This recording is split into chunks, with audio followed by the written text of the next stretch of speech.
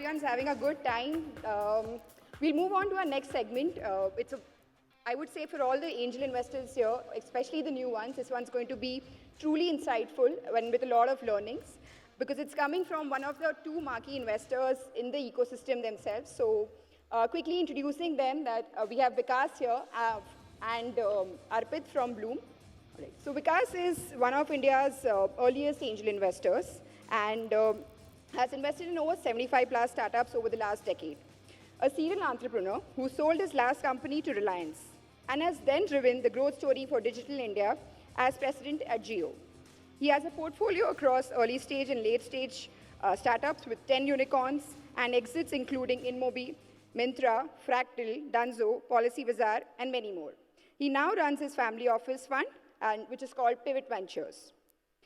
Next up, we have Arpit Agarwal, who's a director at Blume. Arpit leads deep tech, healthcare, mobility, and logistics investments. In addition, he manages a portfolio of emerging winners such as Cashify, Rail Yatri, Milk Basket, Beto, and many more. Arpit has been actively engaged with promotion of startups in India for over a decade. In 2007, he joined hands with a few friends to start Head Start, which is one of India's largest startup network. In the next half an hour, we will be covering multiple facets of how to go about leading as an angel investor.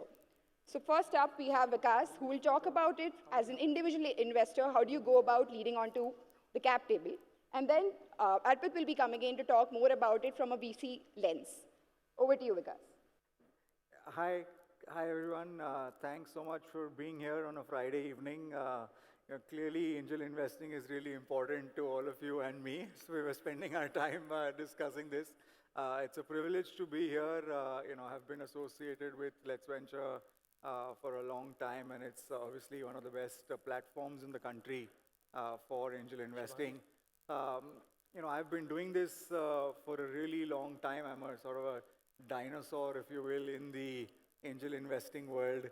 I must start off by just telling you I came into it completely by chance. I had sold my last company in 2008-9 timeframe. I was running an IT outsourcing firm, and I was wondering what to do next. And somebody said, "Hey, why don't you come in and meet? There's a young guy from HBS who wants to do a startup in India, and because I ran an IT company, he said he wants to understand how to put up a team and a platform." So I said, "Yeah, sure." And that dinner turned out to be a bit epic. 3-4 of us that got together with that entrepreneur was Naveen Tiwari. It turned out to be InMobi. It was the birth of Mumbai Angels, the first angel investment network in India, the first angel investment that we ever did, and the first unicorn of India. So that's where our journey sort of started. And we're here. Almost half the country is now an angel investor, and the other half is entrepreneurs. So it's a happy marriage. So with that background, let me begin. I think what we'll cover is I'll start with talking more as an individual investor, although I don't do classic angel investment anymore because of the size of the portfolio. I run a family office now called Pivot Ventures, where we invest mostly in Series A, B kind of companies. But I also have a small fund with Shanti called Propel that you would have heard of, where we do early stage checks, which is sort of Shanti and LV's forte. But I've done a lot of angel deals, in fact, with Karthik and Sanjay at Blume that Arpit now works with. We've done over 20 angel deals over the last few years, so we've been with close friends. So let's talk a little bit about, I think we'll start with the landscape, where the country is, and then talk a little bit about the process. These are sort of more 101 if you guys are already investors. So bear with us, this is more for new investors. And then we'll talk a little bit about, I'll try and tell you what's not on slides in terms of how I look at, the ecosystem, and how do we look at deals. Yeah. So these are numbers that I think, are obviously very inspirational. Like I said, when we started off back in 2007-8 sort of time frame with the first angel investments in the country, nobody knew what that term meant. Nobody knew how to write a term sheet, so on and so forth. And today you're looking at over $20 billion that has been invested in venture capital in India through 2022, and at a time and a year, where a lot of public markets in tech, especially in the US, have gone down, and investor sentiment, has turned sour. But India continues to rock, right? So there is obviously a story where, our sort of ecosystem has reached a certain degree of growth and maturity, and continues to be relatively shielded against what's going on in the world. I joke with a lot of people that 7% inflation that the world is crying about is something that we have seen from birth. So we don't really care about it, and it doesn't bother us, and therefore we continue to invest. But of course, our bar is also much higher, right? Because if you deliver 7% return in US markets, they will come and give you a bouquet. But if you deliver 7% in India, they'll say, "ये तो FD में भी मिलता है," right? So, so the bar of angel investing is much higher. If you can't deliver 20-25% returns, you should not be doing angel investing. But obviously, we're sort of in the Silicon Valley of India. Bengaluru has, more than 50%, I would suspect, of all successful startups in the country. I find myself here every other week, spending more time away from Bombay. And if you look at sectors, I think most importantly, the three top sectors in the country that have emerged are fintech, which is e-commerce, and enterprise tech or SaaS, right? And if you look at the reasons why these things are fundamentally hot, if you will, or a lot of capital is going there, is quite obvious. A lot of angel investing is about first principles thinking and saying that, look, finance is the largest foundation, of any economy. And finance was governed by age-old institutions that are typically, 50 to 100 years old in our country, and built on completely offline distribution network and paperwork. And that is bound to change in today's time, which has gone fully digital, right? So what you're looking at in fintech is a complete revolution of everything that you thought about in finance. Whether you're looking at a one-click, 10-minute loan instead of going and doing paperwork over days with banks, or the other way around, which is again a one-click investing into a fund or a stock versus needing to call up your broker. Moving on to e-commerce, of course, in a country which is as vast as ours with 6,000 plus, talukas, districts, you're looking at 19,000 pin codes. Getting products across the country or putting up stores across the country, is a major capex issue. And therefore, what you're looking at is the growth of retail or digital, or retail really being driven by digital, right? And that is the only way to grow. The entire growth will essentially come from digital than from offline stores. And therefore, you're looking at that kind of investment in e-commerce. And finally, enterprise tech, I think the days of buying software, are over, right? Software is now essentially being sold as a service. Even for all of us that used to be simple consumers of like a Microsoft Office, you don't have to buy a CD anymore. You don't have to download the software anymore. It's purely an online service where you pay a monthly rental. And therefore, software as a service is democratizing access to tools across, across ecosystems. So things that large organizations could afford in terms of software and foundations of building businesses now are affordable to startups and SMEs for building their business out. So moving on, I think we've talked a little bit about this. In COVID, 2020, 2021, while it was sort of really hard years for humanity in general, were absolutely the best years for digital in the world. And you can see this by the graphs. Quarter one of 2022 has been equivalent to total funding raised in 2020. So you've seen a massive fillip in terms of essentially growth in fundraising and therefore fund deployment. And this is sort of here to stay, right? You're going to see some volatility and some blips in this as we go along. But with the amount of money moving from public markets to private markets and from conventional investing to alternative investing, alternative assets, which is what we are part of and talking here, you're going to continue to see a lot more money move into this asset class. And essentially, this asset class is all about driving innovation, right? And that is where you can have significant value creation. And therefore, this is here to stay. This is the next 10, 20-year story for India. What is very interesting, of course, also is that this has first, for the first time in the last 5, 10 years that this business has reached a certain level of maturity, has actually given exits to both investors and employees. So there has been significant value creation in the ecosystem, over the last few years, both in terms of what we call secondary markets in this business, which is ESOP liquidity. Hundreds of millions of dollars of actually startup employees being able to cash out their stock and investors buying that. And of course, IPOs, and it was sort of a record year, of course, of IPOs that took place in the country for the first time. In the history of India, we really had product companies, service companies, delivery companies in the tech platform business that could do IPOs. Of course, they were so scarce that they were valued absolutely crazily, and that's what you're seeing, a little bit of that correction that is happening in the market today. But again, that is not something that I would worry about. I would actually say that there's an opportunity for you as early stage investors to come into a company much earlier. And then, because once it reaches sort of an IPO stage, and you're only looking sort of at the Hindu rate of growth, as we call it, right? But you need to be able to spot those trends earlier and come in earlier.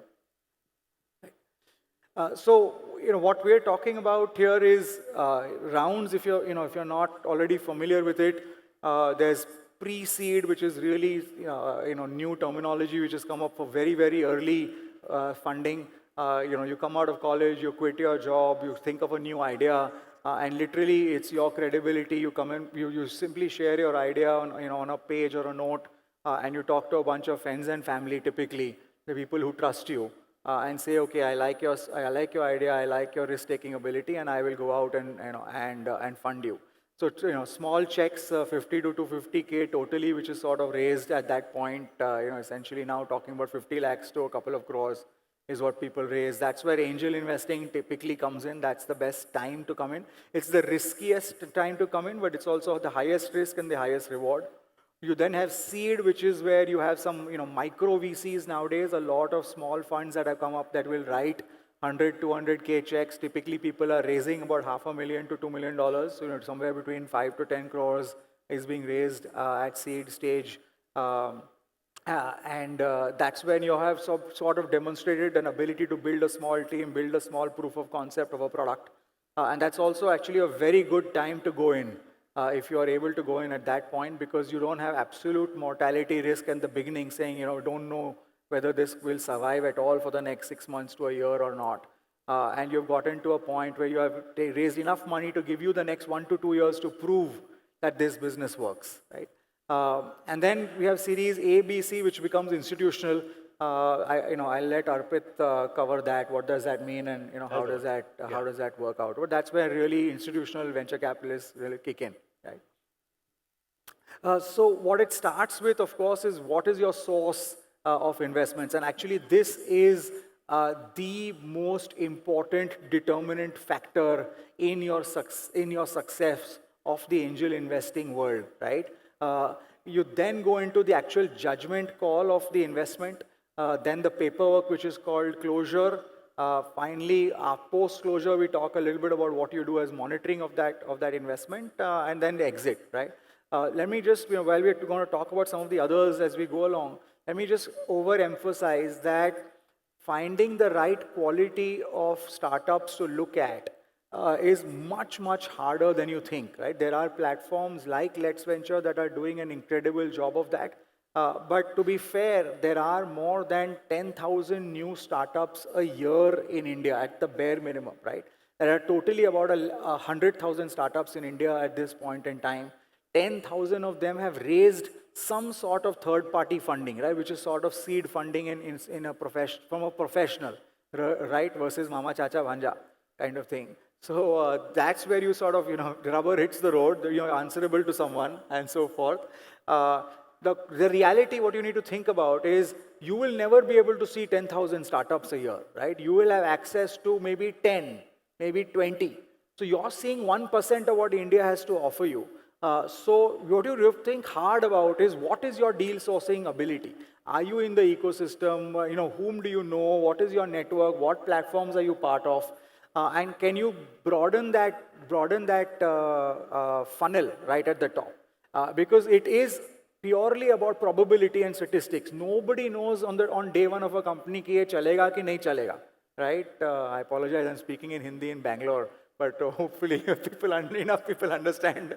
So you have to make sure that you see lots and lots and lots of companies, right? Just don't be selective in where you see companies from. Sign up to lots of networks and platforms and just keep meeting people. It is a process of learning, right?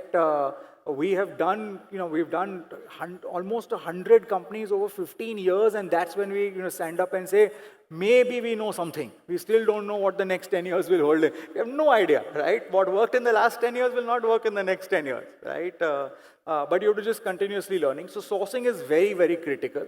Quality of that source, who is referring it to you, who else is in that deal, those are things which are extremely important for you to make decisions of. And then when you look at the investment itself, right, you have to be understanding that there are two things which are critical when you look at the investment, right, which is that entire ecosystem trending upwards? So is there an ecosystem, which means is that mature enough an industry for lots of companies to go out and become meaningful as you go along? And two, is the trend fundamentally having tailwind? Right? So you can't go in and say that, look, I'm going to go into industry that is fundamentally going backwards or is not growing anymore. Then that's not going to lift you off. So those are two macro factors that you need to think of. Then, of course, you get into the specifics of the product and product fit and so on and so forth, right? So the factors that you consider when you're looking at your portfolio, and I must insist that you have to build a portfolio, right? This is not like buying blue chip stocks on the public markets, right? It's not like saying I bought TCS, I bought Reliance, I bought HDFC, I'll be fine, right? It is not. It is like buying the lowest of the small caps that you've never heard of and not knowing whether that company will survive. And therefore, most people don't understand this. What they do is they'll do 1, 2, 3 investments at most. Then they'll wait for it to give them a return. Now, what you must understand in angel investing is two things. Your probability of success, if it's more than 25% of your portfolio, which is 1 in 4 or 1 in 5 companies succeed, you are doing extremely well. You will be amongst the most successful angel investors in the country, right? That's the hit ratio for angel investing, and therefore you need to build a pretty large portfolio in terms of width for you to be able to hit the probability of that success. The second is that the time frame for success is a minimum of 10 years. For you to be able to hit the returns that you read in newspapers, right? You say somebody made 20x, 50x, 100x.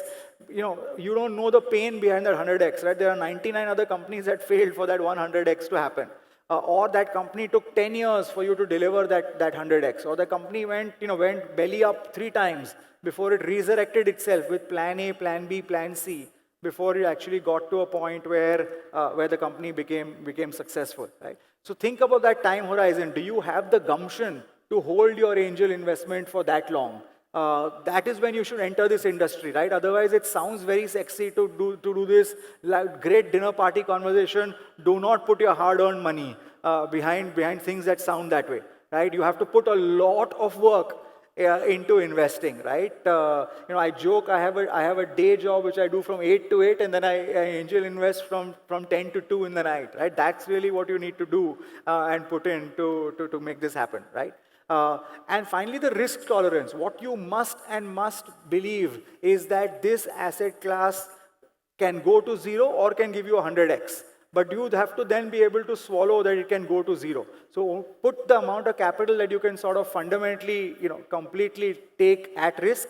But do not get scared for the first 3 companies that fail. Because what happens is, the companies that fail first. And I've seen lots and lots of angel investors, right? Hundreds of them that I've worked with over the years.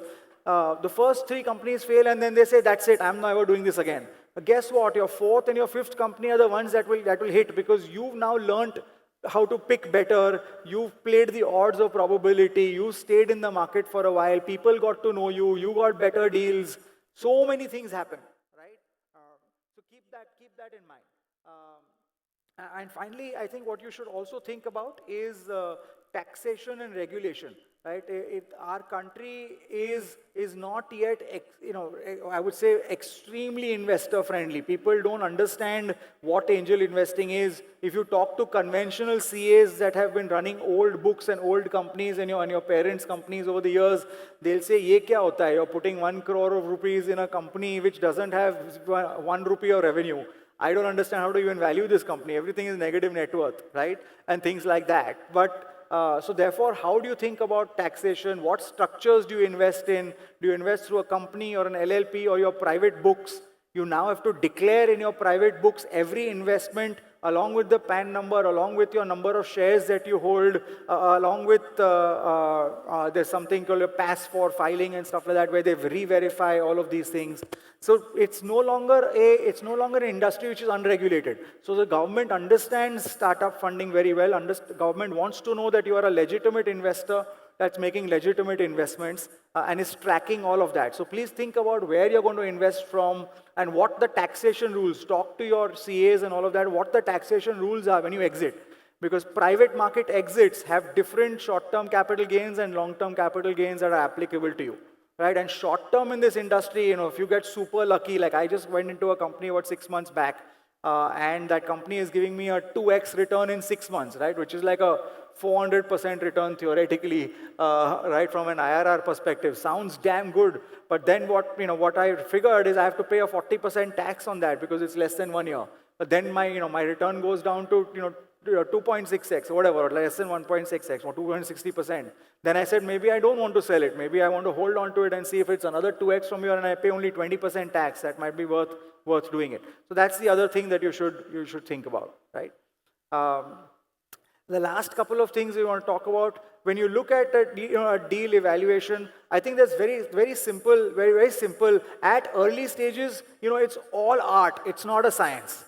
Right? There is absolutely no data you can read. There is nothing that will predict the outcome of the future. You have to be able to be worldly wise in terms of general knowledge. What's happening, where is it happening, when is it happening, and do you think this will work? Fundamentally, there are 3 things you should look at. Right? Saying, is the problem really large to be solved for our country over the next minimum 10 years. You have to have a minimum of 10-year horizon of saying, can this be a $1 billion total addressable market, we call it TAM in our industry, for you to be able to go into this. If it's not, please go out and do this, right? Like, I'll give you some ridiculous examples. Some people came in and said, we think themed coffee shops will become super exciting in this country and we'll do Ferrari themes and Mickey Mouse themes and this themes and that themes. It sounds great, but how scalable is that business, right, at the end of the day? So don't get led by exciting ideas. First, fundamentally think, is this going to be a really large business that a large part of our country wants to use? Because please understand, luxury in our country does not scale. Right? And I'm saying that from you, of course, having built Reliance Jio, saying that, look, you need to build companies and products which millions of people use and pay you small amounts of affordable money for, right? Whether it's people or enterprises, if you're a B2B company. The second thing you should look at is the team, right? And in the team, I'm not going to talk about IIT, IIMs and all that. Obviously IIT, IIMs like, Arpit Agarwal and this and that are very smart, but that doesn't predict success. What predicts success is fundamentally, do you have the tenacity to build a business and go through tough years for 10 years of your life and not give up? That's it. That is the single most important determinant of success for an entrepreneur, right? And finally, you need to look at what is competition. A lot of people, when an entrepreneur comes and pitches to me and says, I have no competition, I'm like, thank you very much, goodbye, good luck. In India is the most competitive market in the world, if I'm allowed to say that, right? Remember one thing, if you are thinking of an idea, you can be rest assured that 100 other people are thinking of that idea. 50 out of them are serious. 10 out of them have started that idea in some form or the other, and 3 of them are actually competing with you in some part of the country. So if you've not heard of them, that just means that they're not big enough yet. But that doesn't mean that there isn't competition. You have to be very, very clear who's coming, where are they coming from, what are they doing, who's raising how much money, and therefore what will be your sustainable advantage. The simple question you need to answer is, if 10 people come into this market, will I still be the leader? Will I certainly have a right to win in the product that I am building, and why? It's a very, very hard question to answer. And if you can't answer that question in one line, as they call the elevator pitch, if you can't answer that question in one line or 10 words, then your pitch is not good enough, or your business or your idea is not good enough. So it's a pretty high bar that you should set for yourself, both as an investor or as an entrepreneur when you look at this, right? The last two pieces I'll say, I'm sorry I've overshot my time quite a bit, but when you're looking at the investment, I think this is not very relevant for angel investment. I'll actually let Arpit cover this. What is the metrics? What are the acquisition costs? What is the engagement? I'll just say one thing. This is popular rhetoric. 99% of tech businesses in India are not profitable. And I'll tell you something else, which is which is going to sound very scary. I think 50% of those businesses will never ever become profitable. Do you actually ever want to invest in a business like that? I don't think so.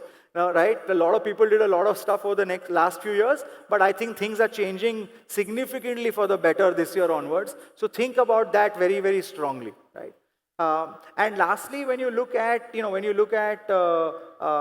post-investment, or exits, you have to be able to hold for a really long time. So what's very important is, don't sell your winners. Right? You have to be able to compound. The power of compounding, like they say in the interest rate world, is the same in the startup world. Right? It really compounds. Like if I'm getting a 5x today in an investment, if I sit there for 3 years and it gives me a 10x, that's a huge compounding difference, right? So think about that and think about how you can help your company. I think what entrepreneurs are looking for today are looking for investors that can help them, not ask them inane questions or hard questions, but actually also present solutions to them. Right? Because the entrepreneur is very lonely at the top. So you have to be able to add value beyond your capital. Everybody is now looking for sort of smart capital as you go out and do this, right? Okay, there's one more. I didn't realize there's one more. I'm not going to talk about valuation, although I think it's a very, very exciting topic. I think there is absolutely no science to valuation at early stage. I'll tell you how valuation works. There are simply two things how valuation works. If you have a damn good resume, right? And you say that you are IIT, IIM, Harvard, Stanford, or have worked in a big successful unicorn in Mobi, Dunzo, so on and so forth, or a Reliance, Tata, then you will get a valuation of, maybe $5 million, $10 million. That's the kind of range that people talk about at early stage today. Last year, it had become pagalpan. It went to $20 million, $30 million for an idea, right? Imagine you're being valued at 100 crores because you showed up to a meeting, right? Your fathers will sort of turn in their grave when they hear this, but nevertheless. But that's what valuation is at an early stage. And the second is dilution. The entrepreneur says, look, I think I need 100K, 200K, whatever it is, 1 crore, 2 crore, 5 crores to prove that this idea works, right? And for that, I'm willing to give you 10%, 20% of the company. So it's very simple mathematics, right? He wants 5 crores and he wants to give you 10% of his company. That means the company is valued at 50 crores. That's how valuation works. It's as simple as that. Does the guy have the credibility to demand that? Will he be able to, if you're investing at 50 crores, will he be able to build a 5,000 crore company so that you can get 500 crores out of that? Right? And give him enough money for him to prove that his idea works so that he can get to the next bigger fish. And the greater fool's theory of being able to actually get the next set of money to keep him alive. Right? That's all from me. Yeah. Thanks.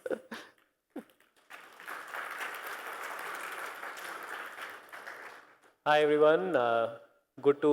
Thank you for inviting me. And I know I'm standing between you and whatever comes next, probably a drink session. So I will try to wrap it up as quickly as possible.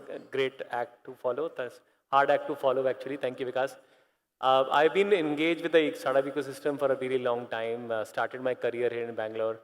And been an investor at Blume and other companies for about 10 years. So invested in a bunch of companies. Again, as compared to Vikas, my full-time job is to invest. So I get a lot more time to do what I love to do. I don't have to work elsewhere and build someone else's business where I can build my own business. So very quickly, taking a cue from him and talk about straight jumping into the piece about valuation. Okay. So what you heard from him is absolutely right. There is no way anyone will be able to give you a valuation that will satisfy everyone. So valuation is very simple, as like with everything else, all commodities. It is a way to clear the market.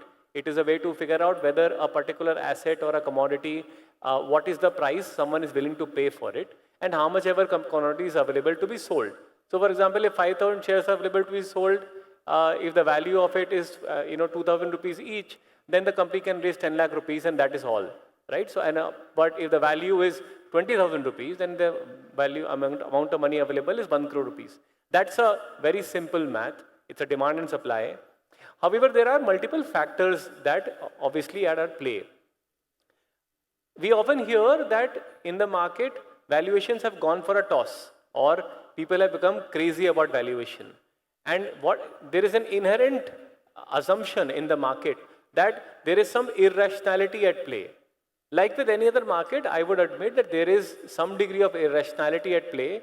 However, as an observer, when you are playing that game, you can choose to be somewhat rational or act in the framework of rationality yourself.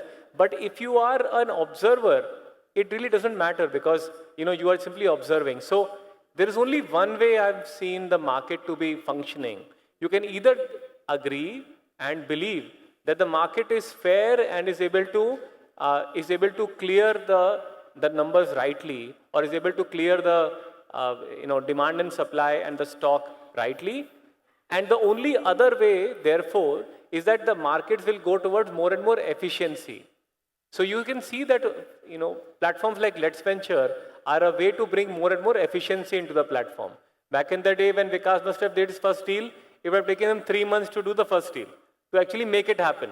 And it is not very uncommon for angel investors in Bangalore to close a deal in less than 3 days, maybe a few hours.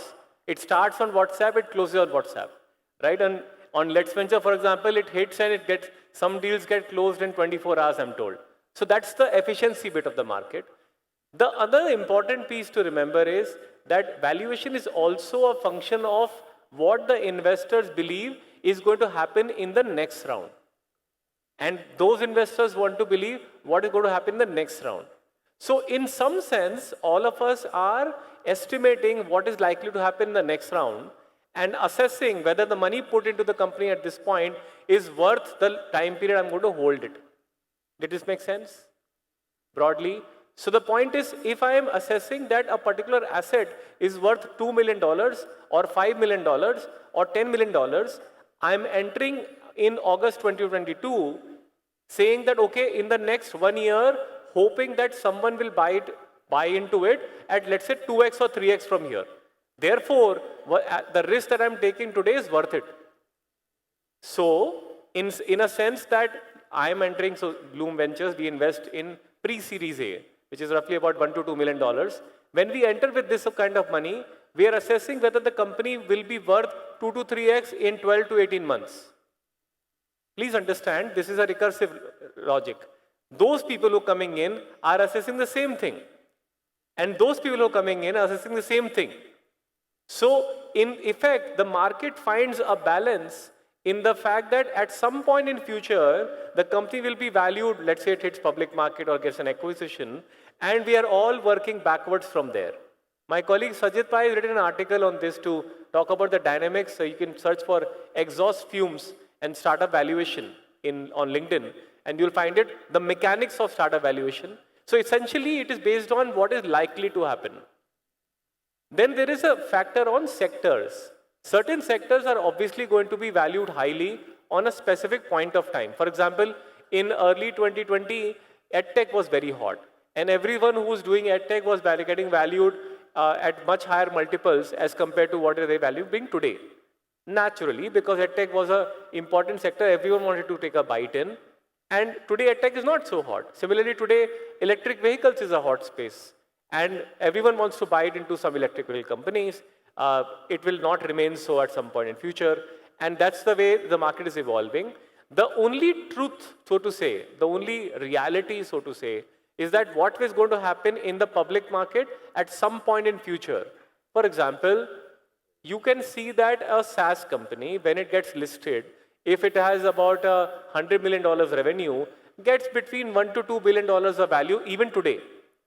And that is a good benchmark to have, which means $100 million of revenue leads to 10 to 20x of valuation. And if that is going to happen for a mature company, for a much higher growth company, I will be willing to give them slightly higher multiples. So that's another way of bringing some sanity into the numbers. And that's only a way to rationalize. It's not really a science, so to say. And as Vikas rightly said, it is obviously more art than science. So one important question is that we keep getting asked is, what is the role of a VC on a cap table? I think the advantage that people like me have is that we are full-time into this. And the disadvantage that we have is that because we are full-time into this, there is an inherent assumption by everyone else who's on the cap table, especially angel investors, or it could be smaller funds, that if the company requires help, if the company requires time in terms of strategy, in terms of product market fit, introductions, etc., it will be largely the lead investor's job. So all of you who are looking to be lead investors some point in future should please understand that there is an inherent assumption that you are looking to work with the company as compared to investing in a more passive manner.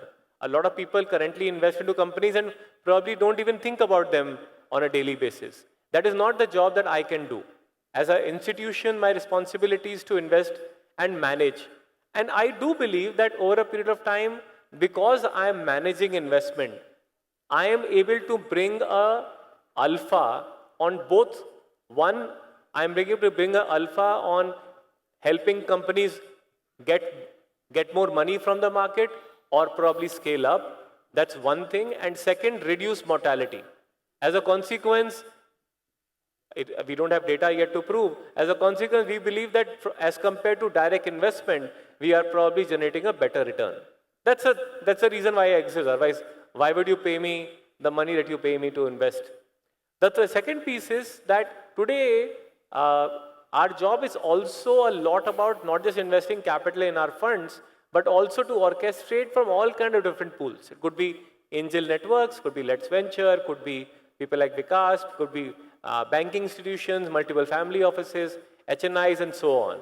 And our job also then is to make sure that we are providing all kind of right networks, resources, and the community that the entrepreneurs would need to continue growing. And that becomes what is the effort that we are able to put. The another important piece, and please understand, I'm not sure if how many of you appreciate this fact. Most of the return in absolute sense is generated when I participate in future rounds. Do you understand this? How does it work? So if I have 10% in a company today and the next round is $10 million, that 1 million I'm going to put in the company later is obviously going to be far less risky as compared to what my previous round was.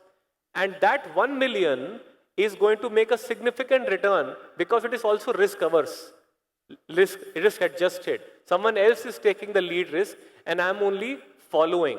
And if I continue to invest into companies later, that allows me to generate far better return as compared to what I would invest into just one round. In terms of multiples, in terms of IRR, it is a great idea to invest into seed and never invest again because that is when it generates back return. But from a fund management perspective, please understand that the amount of money is not that important as compared to the absolute amount of exit that I will make. Is this point clear to most people? Is this point clear to most people? Are you listening? Not listening? Okay, thank you. So follow-on non-participation is an important piece, and our ability to develop, our ability to assess whether to participate in follow-on round is important. I think one important piece over a long period of time, all VCs tend to do is that we meet hundreds of companies, we manage hundreds of companies together, we meet hundreds of companies on a monthly basis, As a consequence, our ability to assess entrepreneurs and to be able to pattern match, and maybe that leads to an ability to offer advice or connections, becomes stronger. So that, in my mind, is the strongest role that a lead investor can play. So if you were an investor, if you are a venture capital investor, I'm sure it applies to as much to angel investor also. Today, angel investing itself is a very large industry. There are maybe 10,000 plus people in Let's Venture alone. And there are easily about 100 different funds in India. So one important piece to always remember is this is a private market. It is not very large. Almost everyone would have 1 degree connection to you. As a consequence, your reputation is going to precede you in every room. And that is a little hard to make sense of, because sometimes people may believe that if I have done something not so great with one entrepreneur, others are not going to find out. This definitely applies to a public market because you're practically faceless, nameless. But in venture capital and in angel investing, your reputation is going to precede you. So please be very, very careful about it. The second piece is your ability to add value, as I mentioned earlier, is going to come and help you or not in future rounds. I also believe, and this is a secret sauce that Blume has been cooking, that if you, as compared to a fast mover or a FOMO strategy, I think the more important, more long-lasting strategy is to have deep conviction driven by deep research. Blume, for example, publishes some of the best research reports. Some of you may have seen our EV primer. Some of you may have seen our Indus Valley annual report, or EdTech thesis, or cybersecurity thesis. We publish some of the best work. As a consequence, our ability to make investment decisions is ahead of the curve, and that often translates into generating much better returns. And then, overall, I think as an angel investor or a venture capital investor, portfolio management is something that one should pay outsized importance to. It is not, the business does not, my job is to only do about 20% of my time in new companies' pipeline. But rest of it is about research and portfolio. So portfolio management is the most important job. And if and when all of you will become more formalized, please definitely spend a lot more energy on doing portfolio management. So yeah, that's all. I think we're done with our talk. And if you have questions, please ask us. Yeah, so it was very insightful session, both Vikas and Arpit. Just I have couple of questions. So I'm doing investment from past a decade, I know I'm doing good.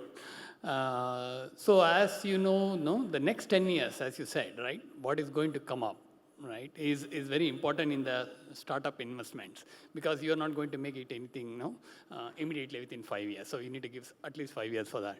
So coming to, energy space and fintech, these two are growing, as I can see, like EV is one of them. In the fintech, I have few doubts where there are some macroeconomics of the whole fintech space changing with respect to finance, like DeFi, right?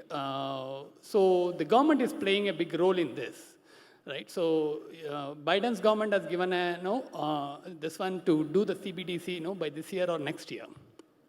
So similarly, RBI, China is already testing it. How is that going to affect the fintech space in India? Like there are companies which are very successful, like Polygon, who have done very well. So do you see this government regulatory thing affecting this fintech space companies in next decade, 5 to 10 years? So how we need to navigate through for the investments in that space? You want to do it? All right. Okay. So we have a company called Slice in our portfolio. And there is a recent regulation change by RBI which is impacting it. See, the idea about fintech is that there is a much larger headroom in India to grow, whether it's insurance or wealth management or lending products and so on. The formal banking channels are only able to deliver maybe 20% penetration at best. A lot more will have to happen technology first. So to that extent, India is a much larger market and fintech is going to grow and continue to grow. As a regulator, and we are now very confident, IRDA or RBI or SEBI, the regulator's job is to make sure that the consumer interests are protected and taken care of. And the system is not exposing itself to undue risk. So they are doing a very good job, very fine job of managing what could be growth in the sector, at the same time making sure that innovation is not stifled. So we believe that yes, there will be some challenges if you come in the way, but over a long period of time, regulation is going to ensure that the sector grows much faster over a long period of time. So I think I don't have any question in my mind that our regulators in India are far-reaching, are forward-looking, and our startup entrepreneurs are willing to engage with them such that more and more growth is going to happen in the sector going forward. Vikas, you want to add? I completely agree. I think you have to just be cognizant of the fact that finance is a very sensitive subject, and there will continuously be a regulation that has been seen in the last few months, specifically since they've understood how large this impact is, and will continue to grow. I think regulation will only continue to grow. Because the government wants to protect its citizens and its investors both. So you should assess regulatory risk when you're looking at various fintech models. Specifically things like crypto and all that you mentioned. Almost nobody functions out of India anymore, right? There is not a single crypto, I think, company that is headquartered here. Their teams are mostly in Dubai, they're headquartered mostly in Delaware, so forth. So they're not really building either in India or for India, which is a whole different ball game. So keep things like that in mind. It's bound to go up because it's solving a problem, but also keep your eyes and ears open that you don't go into investments that can become a 0-1 game. Sure. Questions? Yes, please. So, considering that a lot of people are talking about winter and funding winter, and the winter has not yet set in, and we don't know how long the winter is going to be. Sorry, can't hear you, sir. You said a lot of people are talking about funding winter. There is no fund. Probably the funding will dry up, or get funding drying up. Winter. Okay. Yeah. So the thing is, what would be your advice that what should be the runway people should look at for a pre-product market fit company? Because if today we are talking about the funding, winter has not yet set in, and we don't know beyond 24 months also it can stay. So obviously you can't take funding for a 24 plus months runway at this point of time, and if you take less than the period beyond which the winter is supposedly going off, you may get stuck in the middle of winter where you will not get the next round of funding. So what will be your advice to a startup which is pre-product market fit at this point of time? How many months runway should they take funding as of now? How much? Have I made it too complex? So, as a startup entrepreneur, if you are in the trenches, you should have as much runway as you can. Like this, it is very obvious. The answer that we have given to every one of our companies, advice is raise as much as you can, close as fast as you can, and so on. At the same time, there are companies which find themselves in a sticky situation. They are in a high burn scenario, and they have to go and hit the market. And winter or summer, they have to raise. So, honestly speaking, as an entrepreneur, the question is kind of theoretical. This is yet another risk that they're facing. As an investor, you can advise them, and there's never been a bad time to, cut down on flab and tighten your belts. The only other thing to care about is, as an entrepreneur, will you be able to raise more money? What do you plan? Well, I think that the advice would be to keep raising as much as you can, and keep burning as little as you can. So that to me is very obvious. What about you, Vikas? Yeah, absolutely. What all I'll add to that is I think as an early stage entrepreneur, one thing that you need to be clear about is for the next at least 5 years, if not longer, you will be continuously raising money every single Yeah. day and Yeah. every single minute of your existence. And then you will not raise money, CFO will raise money for you. Absolutely. So you have to be continuously A, raising money. B, I think Indian entrepreneurs get very hung up on two things. One is they get hung up on valuations, and Yeah. second thing they get hung up on dilution. And I think it is wrong to focus on either one of those two things, because what you have to understand is that your outcome for an entrepreneur is fundamentally going to be binary. You will work for 10 years and either your company will make it or it won't make it. और कुछ नहीं होता है. If you make it, you can make $10 million or $100 million. It's more money than you can ever consume in your life. Or you won't make it, which means you will do nothing. अब उसमें you own 5% of the company or 6% of the company and you've raised money at 100 million or 200 million, hope it makes your mom proud. The rest of it is irrelevant. So I think I'm just adding to what Arpit is saying, just keep raising money, raise as much money as you can. I think if as an investor, if you look at it, never fund a company with less than 24 months runway, right? It's always, because you never know when winter will come or summer will come. So that much time period you need to be able to give a company to go, sell, build, make mistakes, and so forth. And that's a metric that actually makes sense to keep if you want to be conservative. Yeah. Right? And last year, people kept raising every 6 months. That's not going to happen anymore. So you can't expect that in 6 to 9 months, they'll raise the next round. The average historically has been 18 to 24 months. So you need to provide for that. And finally, I think you have to take the money and deploy it really well. I think what a lot of people do is they celebrate raising money. And I think that's completely wrong, right? Raising money is great. You've proven to someone who's as smart as you to say that, hey, give me your hard-earned money. But now, are you responsibly using that money and being able to build value is the other question that needs to be answered. So thanks. Yeah. No, gentleman, here is a question. Anyone else?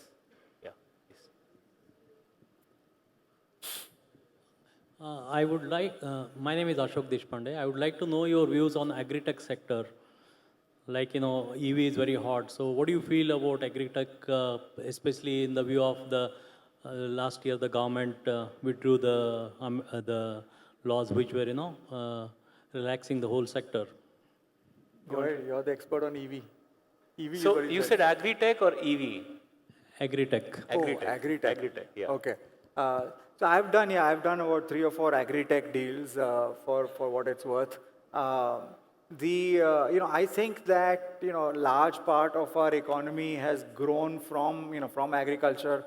Of course, large value creation over the years has become majority on the services sector. But agri is obviously a recession-proof business, if you will. There is significant opportunity for tech to solve the efficiency problem, the productivity problem, the price discovery problem, and so forth. That agri is plagued with in our country. Right? It is the biggest provider of disguised unemployment, and it is obviously also the largest margin profile in terms of what the farmer makes to ultimately what the consumer buys. Right? There's a huge disparity between those two. So therefore, when there is inefficiency in a market like that, there is clearly a huge opportunity for agri-tech to go out and solve those problems, right? I'm very, very bullish on the sector. I think that's a huge opportunity for our country going forward. I can give you 3 examples. I've done a company called FarmArt, which basically buys from farmers and goes and sells to enterprises, and cuts the entire value chain out. I've done Jai Kisan, which is a company that gives loans to farmers, essentially collateralized by the input or output service providers. I've done a company called Cropin, which does satellite images to assess farm yield productivity, and then sells that data again to enterprises so that ultimately they can be better yield on those farms, right? So lots of opportunity. Very large sector, clearly. No other questions? Yeah, hi. This is Priyank here. Hi. So I have a question about the sector part. Like say when you go and invest in a specific sector, Now, there could be, it becomes hot suddenly, and then you see a lot of variations of the similar ideas coming on board. Now, what are your thesis to keep in mind when you see, many players with the similar thesis coming? Would you go ahead and invest in all of them to, make your chances higher? Would you stick with certain players? What do you think for such, for any sectors? This is not a very specific part. Yeah. His question, I think, is if there are two companies you like in the sector and you play on them, and more companies come in the sector, what do you do? Then you stick to them, or you invest more money? What is the right way? Is that a question? Yeah. If you like two companies and you invest in both. You like the sector, EdTech, for example, you invest in two companies, and then more companies, because these seem like very interesting companies, then more companies come in. Then what do? You don't invest in them or don't invest in them? Well, the sector is hot, right? And the sector continues to be hot, per assumption. Yeah, I think, I think it's a very hard question to answer. Most angels will say, we're opportunistic, we do whatever it takes, wherever I see money. Most VCs are, have a little bit more of a portfolio construct approach where you make one bet on a certain product in a sector. So I think the answer is not at a sector level. I think the answer is more at a product level. And are they trying to solve the same problem or a different problem? I would think that if you bet on two companies in the same sector, same product, same problem, it's like buying a mutual fund. What's the point, right? It's going to give you, average returns. One will do well, one will do badly. So then you might as well not do angel investing, right? You have to be able to take a pick. Got it. Thanks for answering. So just to add on the sector piece, what also often happens is, in a venture capital fund, when you are constructing a portfolio, you want to not over-index into one sector. Like in our Fund 4, we have invested into 4 companies in electric vehicles in just Fund 4. You don't want to do that. You want to spread the risk out. And therefore, the good thing is to not make EV investments in this fund. Maybe the other piece is that maybe until the sector starts breaking out, some companies start raising a lot more money, then you think my risk is somewhat more mature, more balanced. Yeah. One more question. So this is about the tailwind when you see in the sector. Like let's say something is dying out, and then you see an opportunity again, but you are not sure whether is it too early or too late.